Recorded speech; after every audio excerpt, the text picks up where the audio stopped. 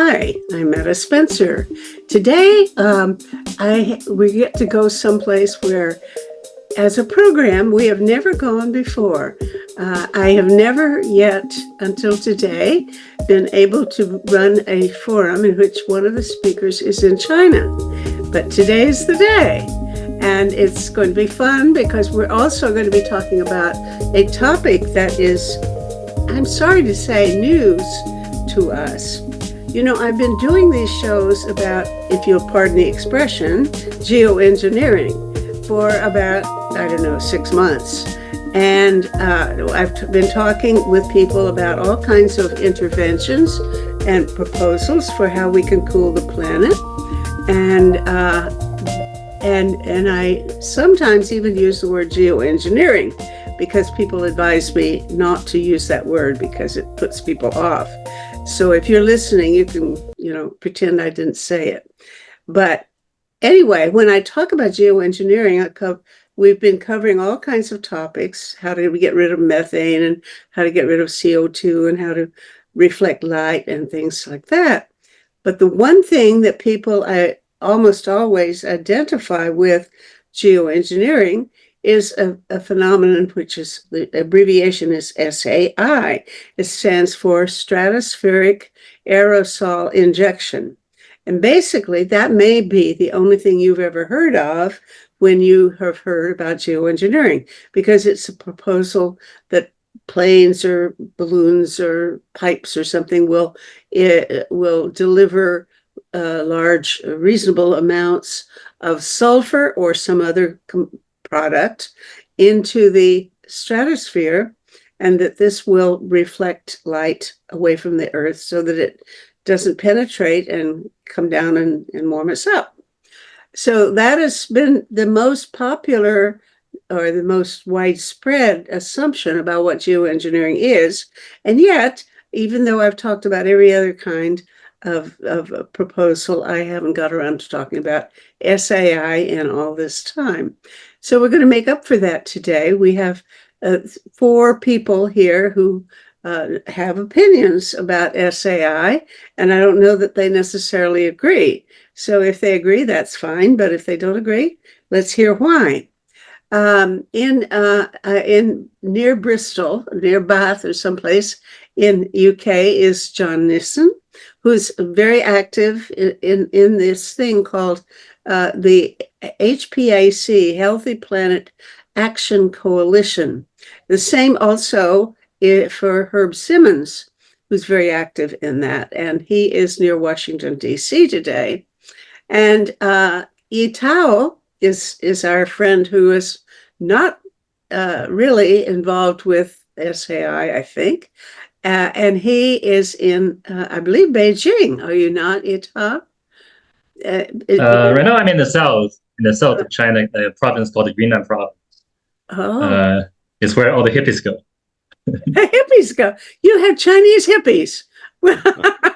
Well, mostly Western, actually, but they find certain remote villages quite suitable. Or I mean, it's very close to India and Nepal, and Tibet. So it has similar vibes. No, I hadn't. I think it's been 30 years since I was in China, but I didn't know that. And I don't think I looked much like a hippie in those days. So anyway, and Yatao is the head of and maybe founder and the chief cheerleader for something called MEER, MEER, which we're going to talk about in a bit. It's, I don't know, the acronyms somehow stands for mirrors, and he can explain in a minute, but it's a proposal that we're going to reflect light away from the Earth by just putting mirrors on top of our houses, as I understand it. And maybe I've got it wrong, but he'll correct me in a minute. But his assistant, or administrative assistant or something, is Kathy Posey. And Kathy, unmute yourself and say a little bit about who you are and where you are.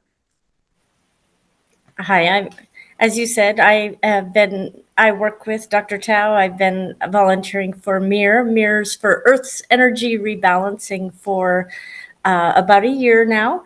And I currently reside in the Marshall Islands. So I'm out in the middle of the Pacific in one of the low-lying atolls. I'm Wow. on Well, again, this is a double new experience for us because I'm almost sure we've never broadcast from or involving people in the Marshall Islands either. So we are really global today. And thank you for being with us. And chime in whenever you have some thought that you want to. That's true for everybody. Just it can be a free for all. You interrupt each other and whatever. Okay, now I don't know where to start here, but I would like somebody to give as dispassionate as possible a brief introduction. I'll ask Herb to do it because I've been told that John and Ye do not necessarily agree, and Herb may be sort of a neutral character. So Herb, will you give us a 1 minute synopsis of what SAI is and why it's considered controversial? Thank you, Meta, and thank you for inviting me today. I don't know if I'll be able to please either John or Ye or anyone else with what I have to say, but since you've just given me a minute, I'll be as quick and as succinct as I can. As you indicated, it stands for stratospheric aerosol injection, which basically, as the term suggests, it means injecting particles. As you said, sulfur is usually what's most described frequently, but it doesn't have to be, into the stratosphere, because in the stratosphere, there's sort of a planetary circulation that could result from any particles being injected into that area. And sulfur has the ability to reflect sunlight. I may not be saying that scientifically accurate. I'm not a scientist, but essentially, I guess and it is very controversial because it is large-scale intervention into the Earth's climate. It's some kind of sulfur compound. Is it oxide or the sulfur dioxide? Dioxide. Thank you. Yes. Is it a gas or a solid or what kind of a critter is it? It's a gas. Okay. Okay. And it's about the same weight as CO2, so they kind of mix up in the atmosphere. It doesn't. It's not heavy enough to sink or light enough to rise. Okay. Now, Herb, I interrupted you. Go. Sorry. Yeah. No, I was going to say that. I mean, it's controversial, because it's direct intervention into the climate, which has never been done explicitly, because of its large scale and significant impacts. And there would be no reason to do it if it didn't have a significant impact, i.e., lowering global temperatures by a significant amount, depending upon how much is put in, where it's put in, when it's put in, et cetera, et cetera. And it conjures up, the images basically of people. In many cases, it's perceived as a small group of people, usually white, rich from the northern hemispheres, who want to basically control, the sort of the climate dial for everybody on the planet. And so it's understandably very controversial for that reason and for many other reasons as well. And the last thing I'll say is that it's though the idea has been around for a long time, it has gotten a significant boost from looking at the consequences of the eruption of Mount Pinatubo in the Philippines. I believe that was 1991, give or take, which led to what appears to be a decrease in temperatures for a year or so, maybe longer, of around 1 degree C, give or take, without any terribly deleterious consequences from that. So that's sort of like a natural experiment. So the feeling is, if we could, rather than relying on sort of keeping our fingers crossed that the right volcanoes will go off at the right times in the right places, the simple idea is, why don't we do that as as humanity to try to mimic the results from that volcano in a controlled, safe manner. So I'll stop there. Okay, thank you. That's a perfect introduction. Let's talk about the pros and cons, or any other qualifications. I don't know, since I have an idea that you two, Ye and John, are somehow take different points of view, but I don't intend for this to be a debate. I like to look for common ground instead of exacerbating any disagreements. But let's see, John, maybe I'll give you the floor first, and then of course you can interrupt anytime the impulse occurs. Yes, well, it's one of the great things about a stratospheric aerosol injection of SO2 is that the SO2 is a gas, and it has it will form little aerosol droplets with the moisture in the stratosphere, and that is highly reflective, and so you can reduce the amount of sunlight which reaches the Earth, and it's a bit like turning down the solar power onto the Earth, turning down the sunshine a bit. So it's like a very thin veil of sunshade, and it would one might put enough to reduce the sun by 1 or 2%, and that should be enough to produce a huge amount of cooling beneath where the sulfur sulfur dioxide has spread. Mm-hmm. And the aerosol spreads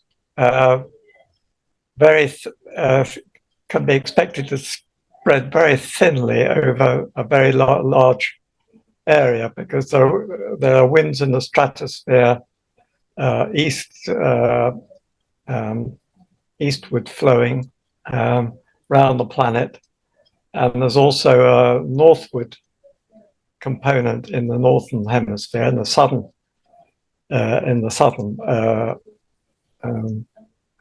hemisphere.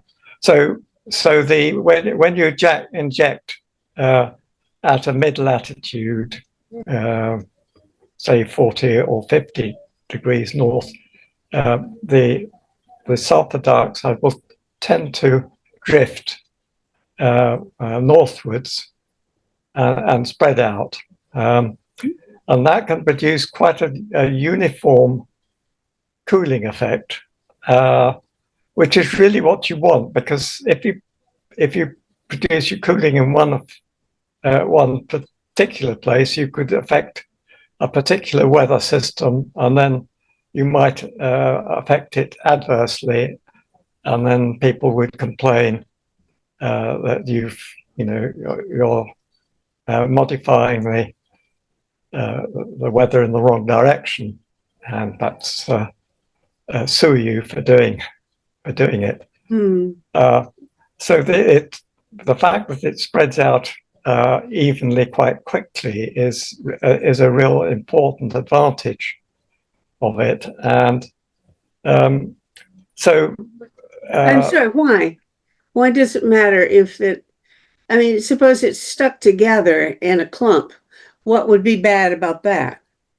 Well, you just get the cooling in one place, and then if that's not the optimum place but wait, the stratosphere moves. The Earth is moving. Here's how dumb I am. Is that the stratosphere stays still and the Earth rotates under it? No. Or does the stratosphere move around with the Earth? Yes, it does. So if you had one big clump of this stuff, there'd be just a spot underneath, and it would still stay the same spot as it moved. Okay, all right, yeah. I'll buy that. It's very basic things that I have to ask because I'm not gifted in these matters.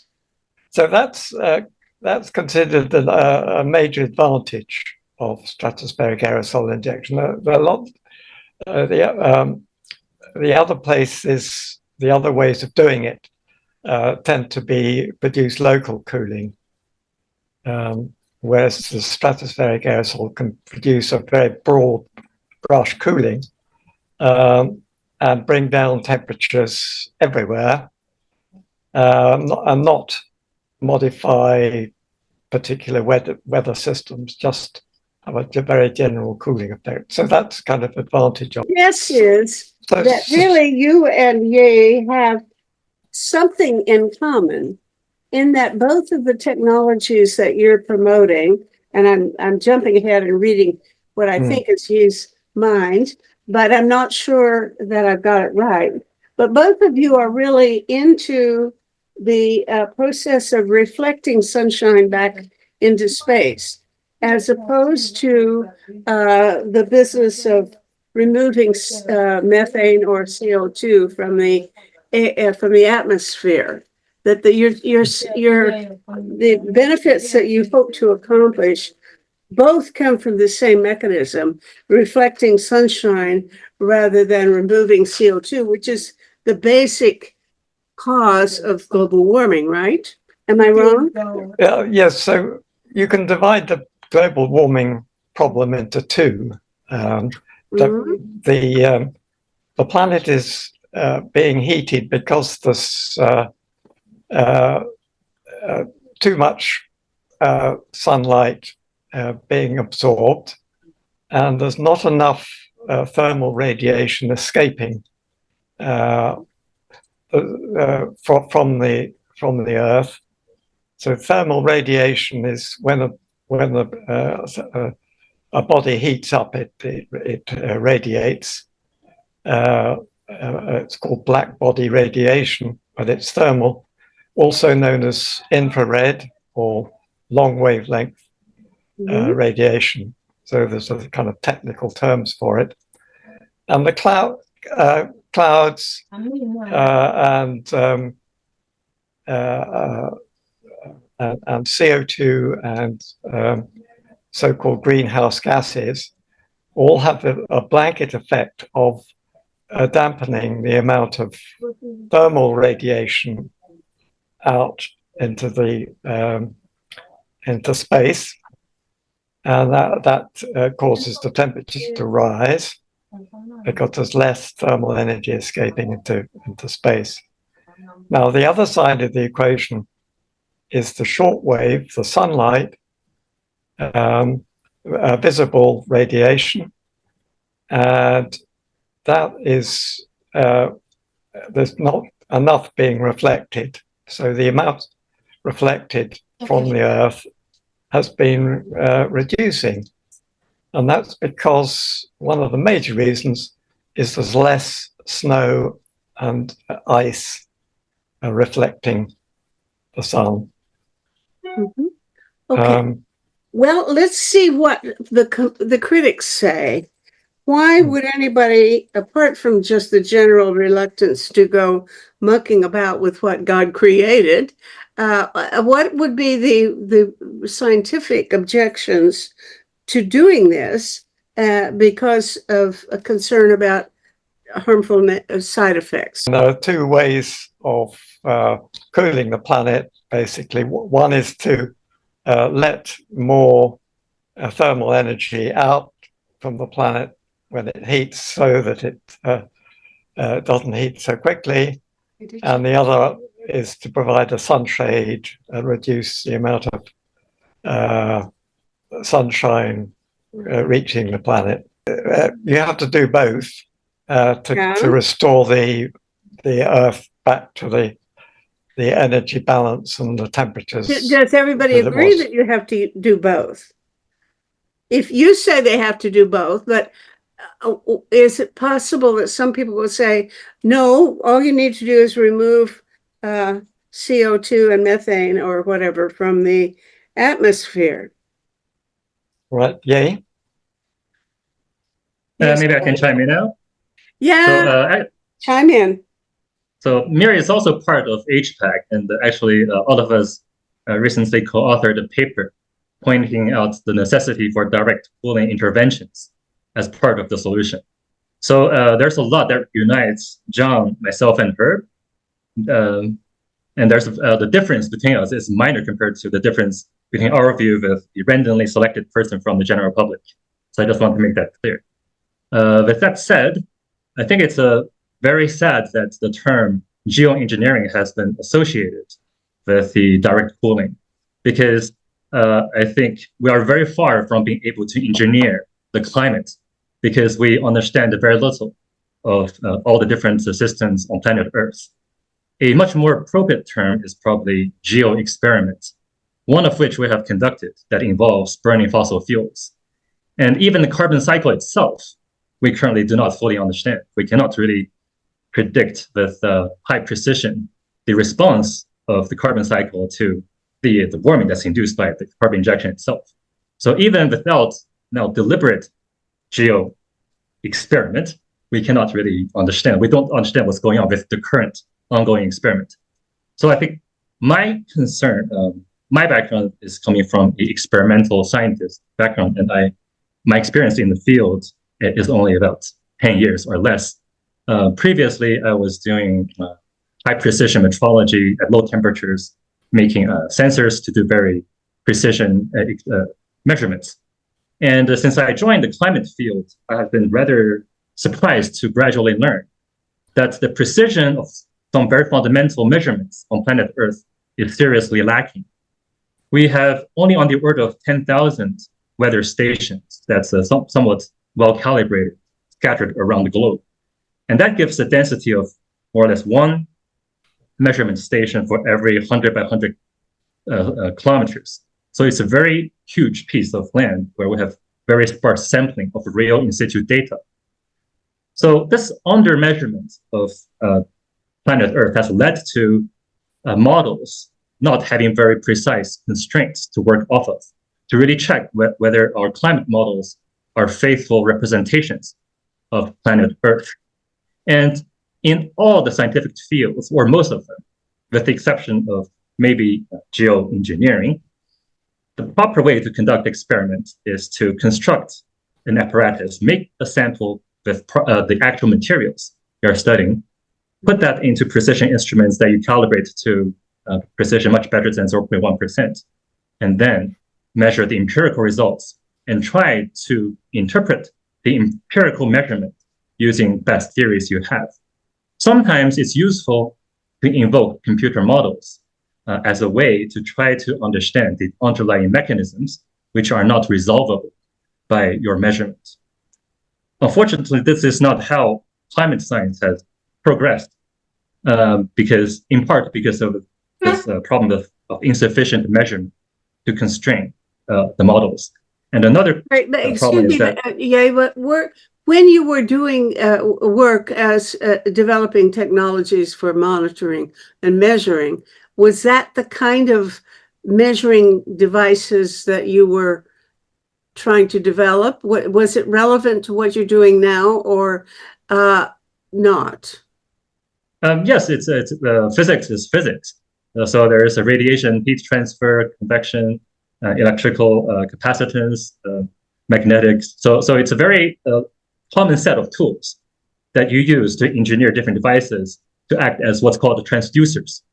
So one example is, how can I say? Okay, let's imagine you're in a swimming pool and you're standing underneath the diving board. Just by looking at the diving board moving, you can infer that there is a person on top of it. Mm-hmm. So the diving board is motion. By observing its motion indirectly, you can infer something about the actual physics happening in the system. So the same thing happens in the measurement of temperature. So one can use something called a thermocouple. Basically, it's a junction between two dissimilar metals, and you can measure very small voltage across it, which is a function of the temperature in which this junction is based into. And then just by looking at the voltage, the leads, which can be very far apart from your location of measurement, you can then infer through this voltage phenomena what's one of the properties of your zone of investigation. So that junction, that thermocouple is acting as a transducer. So it's a very similar set of techniques that's used regardless of the sensor. If force into practical terms, what technological decisions that are up for discussion and can be made now would be determined or affected by discovering more facts from these monitoring devices, these measuring devices. Okay, so that maybe what is it we don't know that we need to know in order to be reasonable, and that your gadgets can help us do? I will go into the example of specific to energy rebalancing. So the reason why planet Earth is warming is because we're receiving more energy from the sun than we're able to get rid of through infrared radiation. Right. And we can measure this quantity in several ways. One is by really having satellites orbiting the planet Earth and taking snapshots of different locations, and to measure how much light is coming in, which is the energy that's inputting into our system, and also counting how much infrared radiation is going out, which is the expenditure. And then when you take the difference between the two, you get the net amount of energy that's either stored into or taken out of the system. So that's one way to do it. Another way is to look at ocean temperature change. But I will come to the first method of satellite-based measurement. So just to give people a sense of the magnitude. So incoming solar radiation happens on the order of 340 watts per meter squared. And outgoing IR radiation is 39 watts per meter squared. And the difference is minute. The difference currently that's driving global warming is 0.03% of what's coming and going. So imagine you're counting people. And for every maybe 340 people you're counting coming in, you count 339 people coming out. If you just lost your attention for a split second, you miscounted one or two, then in the end, you get very different results, either +1 or -1 or 0. But that 1, -1, or 0 is the difference between going to global cooling at 0.3 degree per decade to a warming of 0.3 degrees per decade. Mm-hmm. So it matters really a lot how precisely we can measure this energy imbalance. Unfortunately, the satellite that's doing these measurements, for instance, in the Aquaterra satellite, the Ceres project, they have a shortwave measurement uncertainty, basically how precisely they can measure sunlight. The uncertainty is about 1%, meaning that for every 300 people they count, they will miscount 3 on average. Sometimes they count more, sometimes they count less. So it takes a long time to average. So they have to count each location several times around. Mm-hmm. They pass by each location once a day or twice a day. So they have to pass by 7 or 10 days in order for this error to be reduced down by averaging to something that's acceptable. But this need for really taking long duration measurements is really against the geo experiment. Because it's an experiment, which can have negative consequences, we need to be able to detect the signal or the effect of the intervention as soon as possible, so that both the driver for the system or the arbiter that says, okay, that's enough harm, they need to be able to update it in a timely fashion. So our inability to perform such measurements in any timely manner is one thing that hinders a proper evaluation, scientific evaluation of these geo experiments. I see. So and especially you were making some gadgets that would do a better job of measuring these minute differences, and you're not doing that anymore. Is that right? No, the sort of gadgets we're making minute precision measurement for force. It's a different physical phenomenon, but we haven't really moved into. We only start to move into making better environmental sensors, but we come from a bottom-up approach. And the reason of that, I will explain now.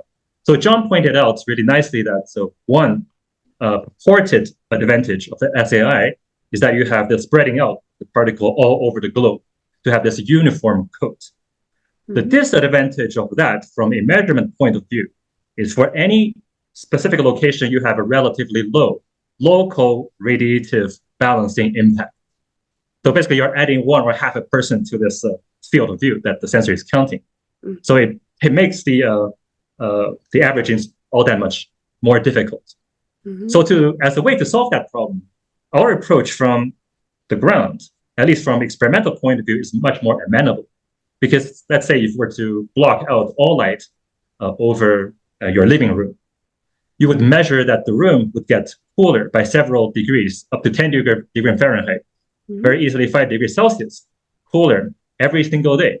So you can measure that even with a mercury bulb thermometer. The reason why you can measure that is locally, you're having a much 100% or 10% perturbation to the solar radiation flux, compared to if you were doing it up high, diffuse fashion, they have much less signal. So from a experimental point of view of trying to understand what is or what are the downstream global circulation impacts of radiation balance modification for planet Earth, there's an advantage in starting to implement these highly intensive cooling on the local scale, for which you can install very sensitive sensors at high spatial density to really have a very nice high-resolution movie of how the temperature field evolved in time as a function of your perturbation.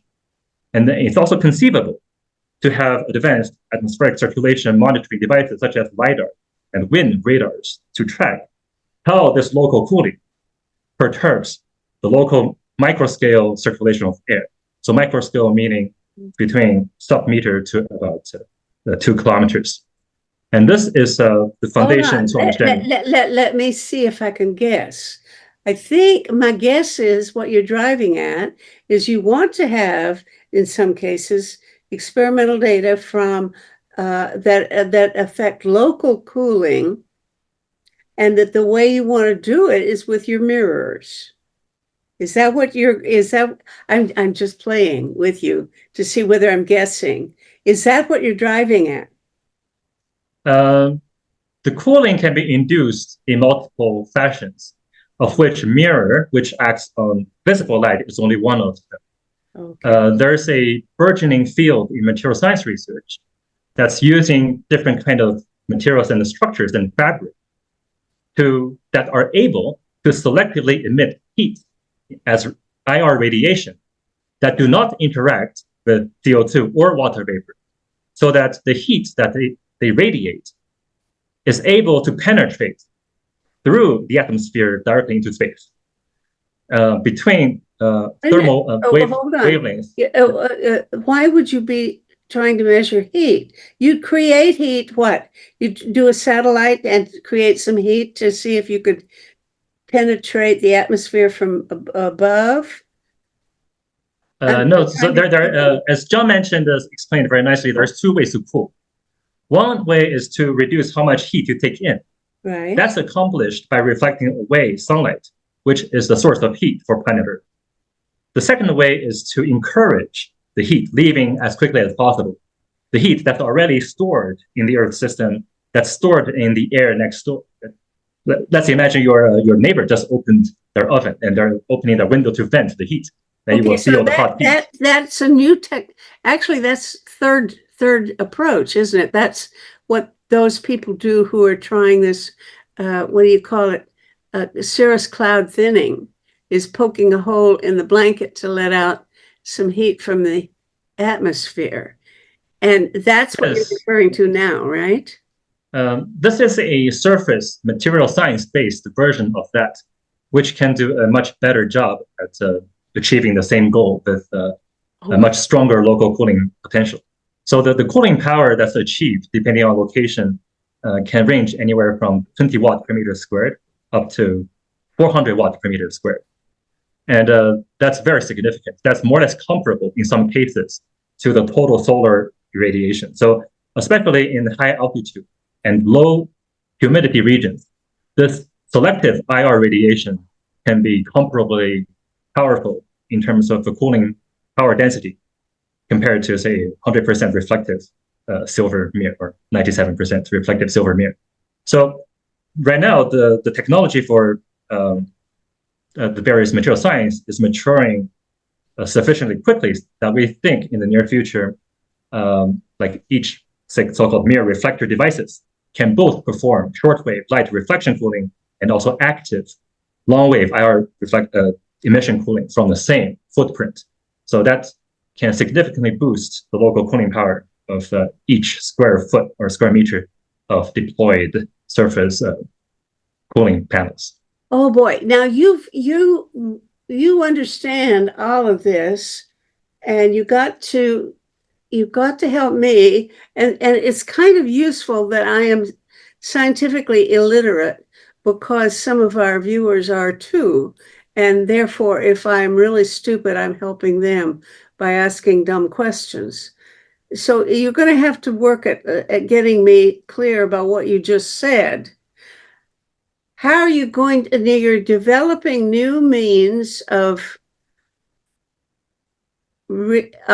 allowing from Earth, you do something that allows the heat to escape. You're poking a hole in the thing that keeps it is hot, and allowing infrared to escape. Is that what you said? Do I get it? That much? Yeah, so maybe I'll give a few examples of so people are on the same page as to what infrared radiation is. So imagine you're in your I guess a Christmas, and you're in your family house sitting by the fire. You can feel the heat, the radiation from the fireplace. Yeah. If you close your eyes and just turn your hand, you can feel the heat on each side of your palm. Mm-hmm. Similarly, you can also go close to your radiator in the winter, and you can feel that heat. That is thermal energy that's radiated in these several micron wavelengths. So that's very similar to what any surface on Earth is putting out, but towards up into space all the time. So that's called the radiation. And there are ways to modify such radiation, one of which could be like these space blanket. When somebody is suffering from hypothermia, the intervention is trying to reduce how much further heat is escaping from the patient's body. So you want to wrap the patient into a material, a surface, which does not allow for radiation of this heat. Hence, you have the metallic coated space blanket. So this metal surface has what's called a thermal emissivity of 0.2 to 0.3, which is much lower than, say, that of a puddle of water, which can be very close to 100%.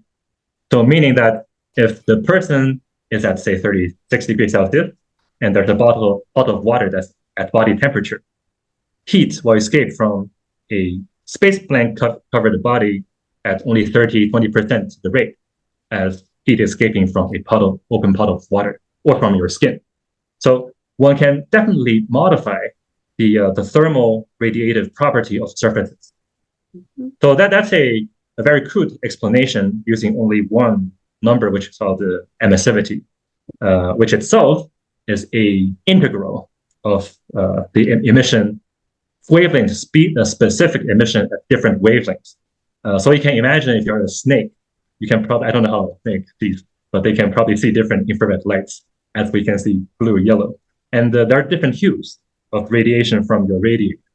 So you can imagine that for greenhouse gas, let's imagine we can see IR, and let's say CO2 is yellow and water is blue. Okay. Then you would see a mixture of those, like that would go purple. You'll see a purple atmosphere. But then, say the color red, I think it would be green, or UV can still pass through.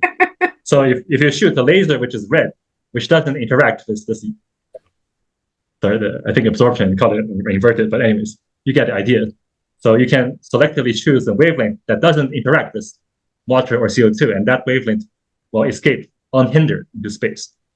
So the engineering question is, can you modify the chemistry or composition or structure of the surface such that whatever radiation is coming out of it is able to not be subject to the greenhouse gas effect?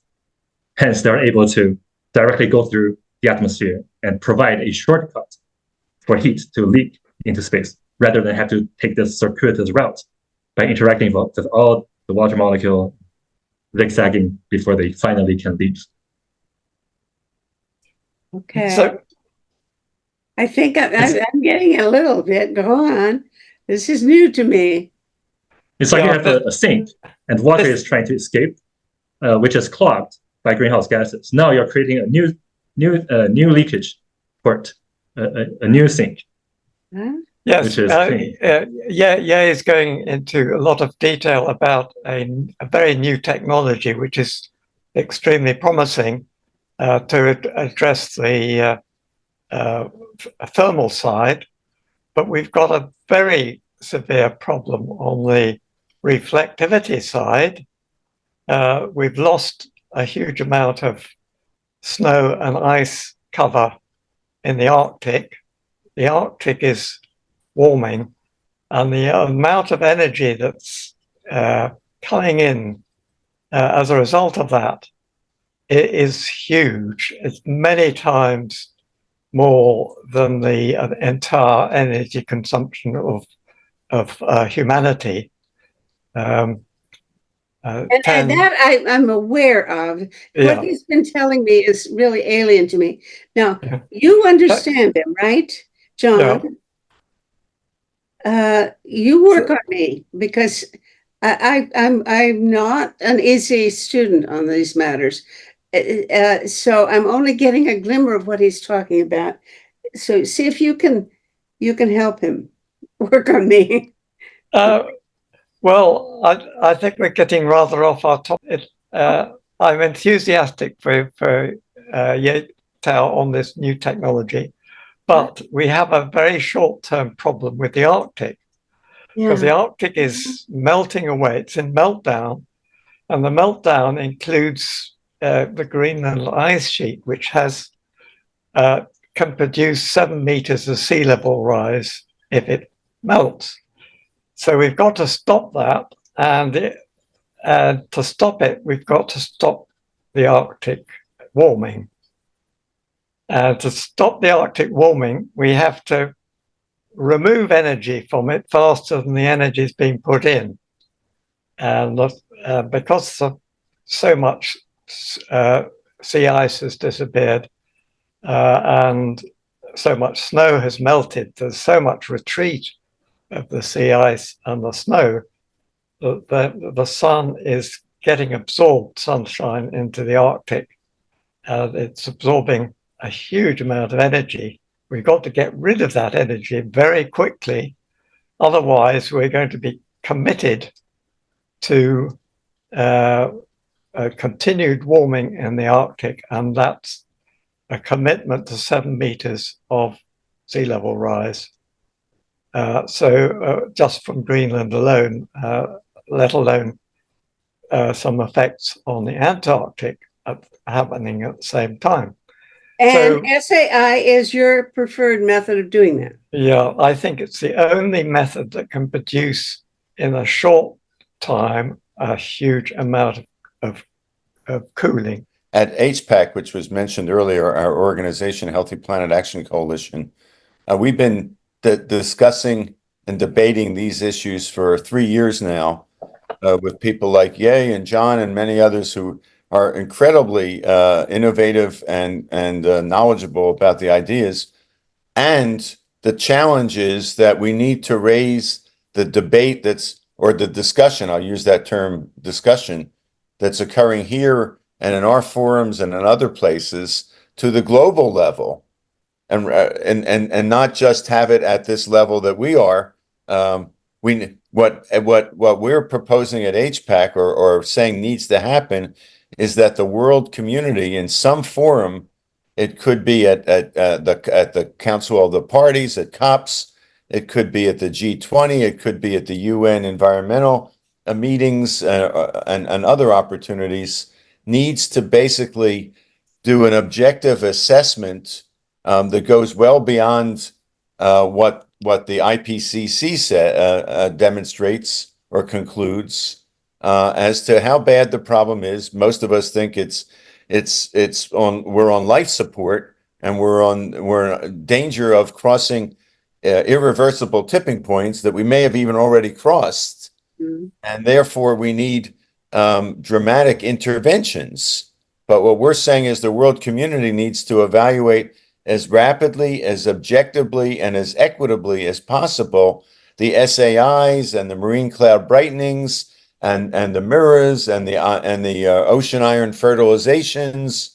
And as Ye mentioned, we produced a paper describing briefly 15 or 16 approaches, and there are probably many others and many variations. The problem is that this kind of discussion is not happening at the world community, and and there's almost no social acceptance for the kinds of interventions that are planetary or large scale, as opposed to the localized interventions that Ye is perfecting in Freetown and other places around the planet right now. So there's an enormous amount of institutional and political and public engagement that needs to occur in order for the kinds of perspectives that John has been tirelessly advocating for years to be heard at the highest levels and well, I can't get it heard at the highest levels.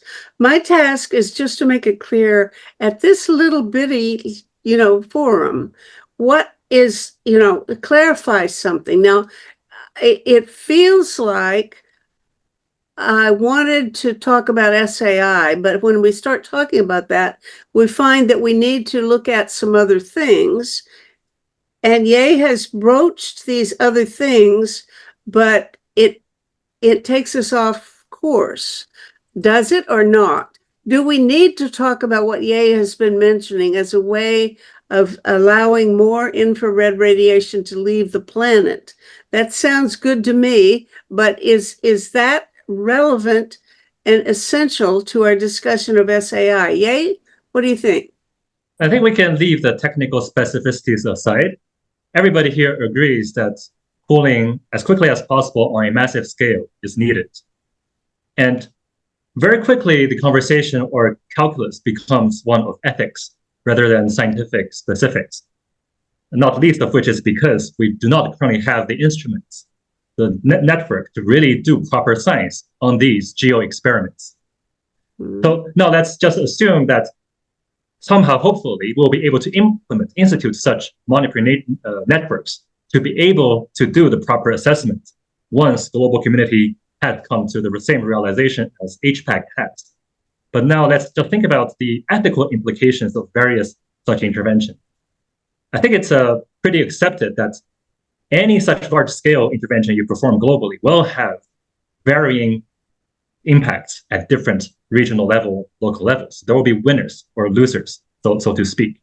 So I like to invoke the analogy of a conductor of a train on a train that's en route to crushing 5 people tied to the track.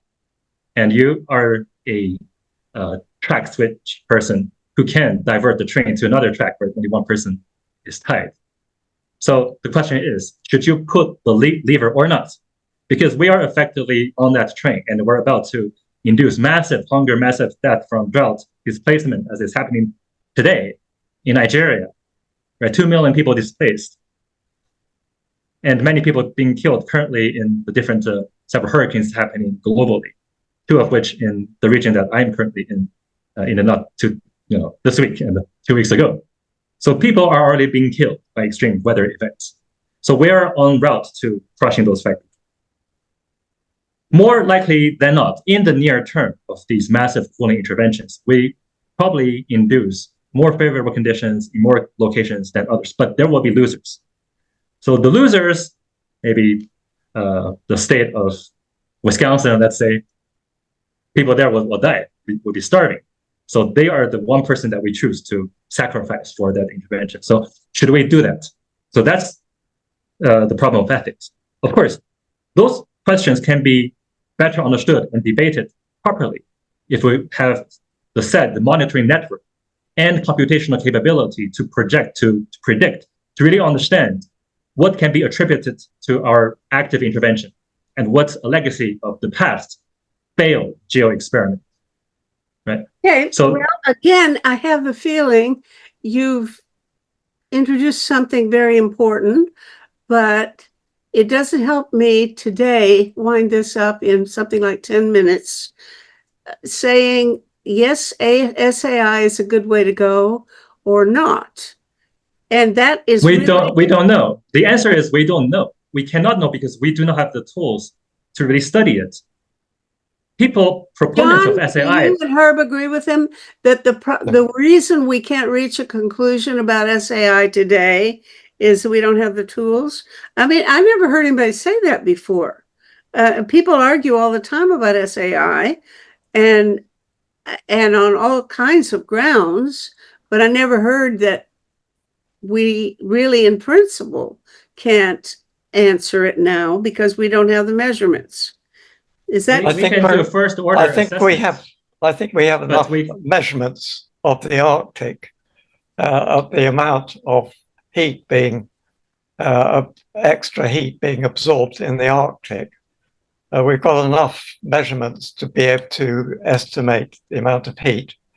And I've asked lots of people for estimates, and I've got a kind of conclusion for the energy range and the amount of cooling power to start lowering the Arctic temperature, because it's heating. There's so much energy coming in, extra energy. We've got to get rid of a huge amount. And the only technology that can do it, as far as I can tell at the moment, is stratospheric aerosol injection. And if we don't start lowering the temperature, it may become impossible because things are getting worse. So we've got to start lowering the temperature, and then the various tipping points in the Arctic will start. Will also halt. The Greenland ice sheet will stop melting away, and we'll save ourselves from catastrophic sea level rise and probably even more extreme weather. I think yep. Everybody that has listened to any number of these forums with me will agree to this proposition that, and this is maybe against what Ye is saying. I think we would all agree that the emergency, that the heating of the poles is so extreme and urgent, and that we cannot wait to do all of the counting, all of the monitoring, all of the scientific experimentation that would normally be done before carrying out an engineering project. The engineers would want to know a lot more than we can provide. But when you've got an emergency, you do what you got. You use whatever you have, even if you're not sure that it's any good. And I think that most of the people listening to this series of shows would now come to the conclusion that we are in that kind of emergency, and that therefore we cannot take the time to do the kind of monitoring that Ye wants. Now tell me I'm wrong. Ye, you can argue with me, or anybody can. I agree agreeing with you. I agree with you. So I agree that it's an emergency, and I can truly understand why people have that feeling. It's an act out of desperation. So I think we should call it geo experiment from now on, because it's a shot in the dark with our eyes blindfolded. We're just trying our luck. The situation, as you make it sound, is so dire that it's worth trying anything. It's like you have cancer, you're just willing to try the newest concept remedy. So that's certainly understandable from psychological point that people want to survive. That is different. However, the next step is, if you agree that that's true, is that sufficient? Is there enough evidence now to say SAI is the way to go, or one of the ways to go? We can take the risk of using something we don't know enough about in the case of SAI to start it. I think that's not the right next question. The right next question for humanity is, what's our vision for the future? what's our vision for our children, for our grandchildren? We wish our grandchildren to still have the option of choosing where the future, how it evolves. What's our vision for civilization 200 years from now? And once we start this SAI intervention, we would be more than likely locked into having to deploy it over century timescales, even if we were somehow able to achieve carbon neutrality, because that's the timescale for the residual legacy field to let's go back to decay. Let's go back to the emergency argument then, because if it's really an emergency, what that means is if you don't act now, you're not going to have any grandchildren. There's nothing going to be around for your grandchildren. So forget that. Do what you got to do right now just to make sure you have anything left for your grandchildren, whatever. Yeah, so then we want you to try the safe way, which is to perform the intervention by prioritizing saving the human habitat in ways that we do not cause massive harm. We have experienced modifying planet's surface over the past few hundred to thousands of years. We have lightened the color of the ground by 0.12 watt per meter squared, which is already 10% of what's needed by interventions such as MIR to deliver stabilization of the climate for the remaining. How did we lighten by cutting the trees? Is that how we lighten? Yes, by cutting trees. Yes, exactly. When we transform forests. Goody. Hot diggity. That's wonderful. Now that's terrible. So that's unfortunate, but apparently if you cut trees. We're getting around now to your thing, and we don't have more than about 2 minutes to do it. You want us to put mirrors on our houses, and that will do it. Is that what you're saying? And how? No, that's not that easy. So what we are proposing is to couple the cooling intervention to necessities for everyday life, which includes shelter, access to free and safe fresh water, drinking water, and also water for irrigation purposes, and to safeguard our crop fields from scorching heat. For example, Japan is not able to get rice. The Japanese family haven't been able to buy rice for about a month or so because the stock from the year and last year didn't. The yields were very low because of extreme heat. So if we perform local cooling using these reflectors in the agricultural setting, then we can perform two functions at the same time. We can increase the resilience of our agricultural food system and at the same time achieve regional scale and eventually global scale cooling as a side unintended benefit to these local adaptation necessities. And there's also new kinds of films that are able to reflect away the near infrared light and also the green color and UV, which are not photosynthetically active, but only let through the red and blue light, which drive photosynthesis. So one can use these new materials to achieve both functions and often inducing increase in per acre yields in crops and fruits and vegetables. This conversation does what good science is supposed to do. That is, if you begin to try to answer one question, you open up a whole bunch of new questions and you just multiply your problem set. And I think this conversation has multiplied the number of question marks in my head beyond the ones that I really want to have there. I'd like to get a few of them removed, but we've added some question marks. Now the question is, we're at the end of a conversation. Can we plan to continue this or do another step 2 in this exploration? I don't know where to go with this because I don't think we have solved anything here, but that's not bad. That's good sometimes, because if you at least get more clarity about a range of other problems, it's good. But you sure haven't got me satisfied that I now know what to do, and nor can I expect my listeners to. Where are we going to go with this? I can schedule another program if we think we can make any progress, or are we going to go off in all directions and just keep multiplying the question marks? John, what do you think? Well, I think it's very straightforward. We have a crisis, and the worst aspect of the crisis is what's happening in the Arctic. The Arctic tipping points, so called, are already activated. If they're allowed to continue, they'll get to a point of no return, where whatever you do, you won't be able to stop them. And we're very near that point in the Arctic as a whole. If we don't start cooling it, it will just continue, the temperature will just continue to rise. You'll get complete meltdown. All the permafrost will thaw and produce methane, more greenhouse gases, and the Okay, we got that. Now, and the sea level rise. I mean, right.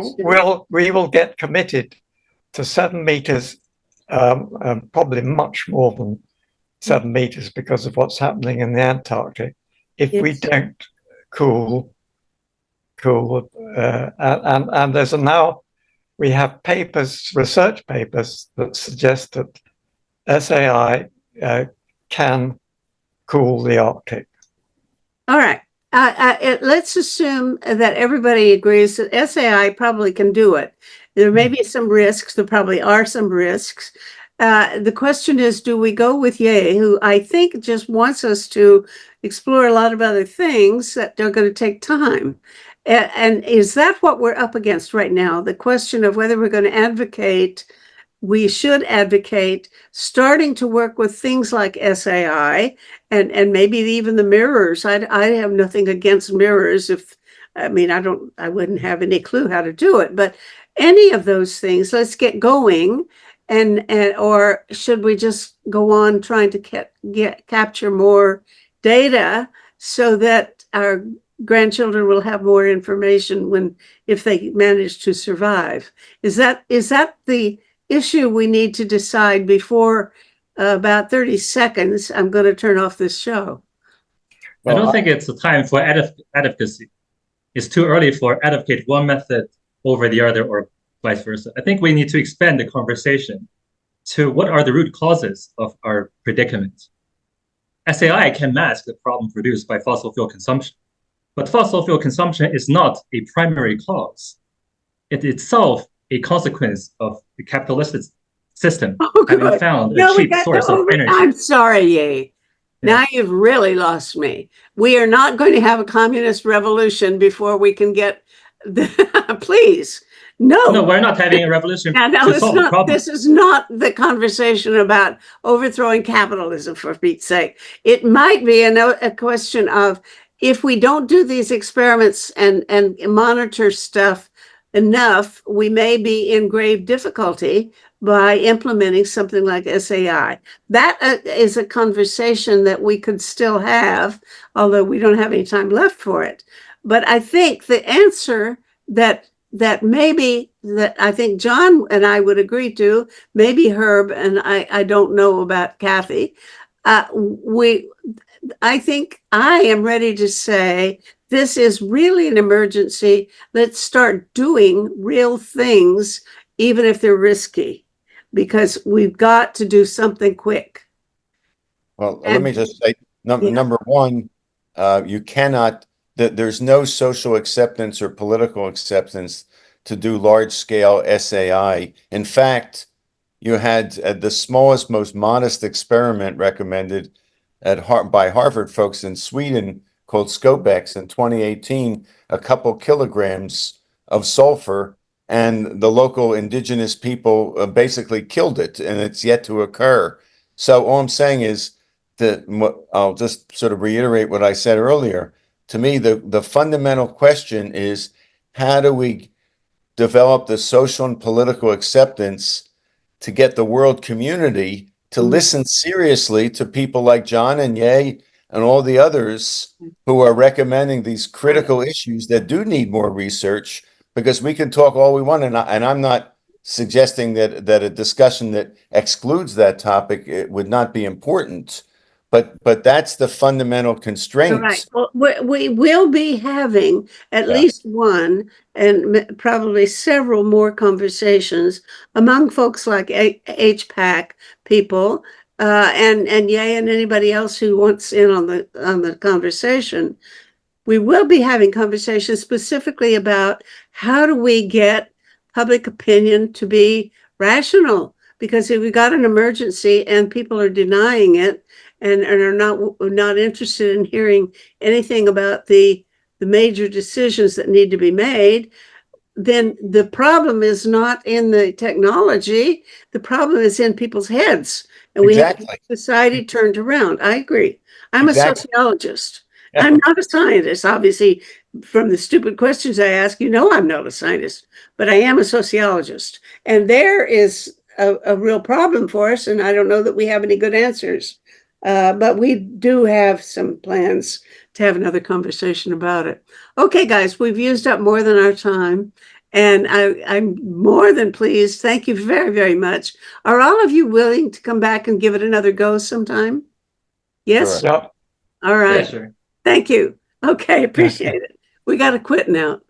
Thank you, Mike. Meta. Thank you. Thank you. You're a Thank great you. host. It's wonderful I to really talk to you. appreciate the opportunity and good to see John and Ye. Last time I saw John was sitting in his living room in June having a lovely cup of tea in Bath, England. All right. Take care, fellas. See you soon. Yeah. Bye. Yep. Should Save the World produces these forums, and this is episode number 632. You can watch them or listen to them as audio podcasts on our website, tosavetheworld.ca. People share information there about 6 global issues, and we welcome your comments too. To find a particular talk show, check the scroll list on the homepage or use the search bar. Project Save the World also produces a quarterly online publication, Peace Magazine, which now serves as a free of charge newsletter to help mobilize knowledge about 6 global threats to humankind. We currently email the magazine as a PDF or link to any interested organization in the world that works to prevent a global catastrophe involving war and weapons, global warming, famine, pandemics, radioactive contamination, or cyber risks. Just email us at office@peacemagazine.org and we'll add your group's email address without charge to our list. For individual subscriptions at $20 Canadian per year, go to pressreader.com on your browser and search for Peace Magazine.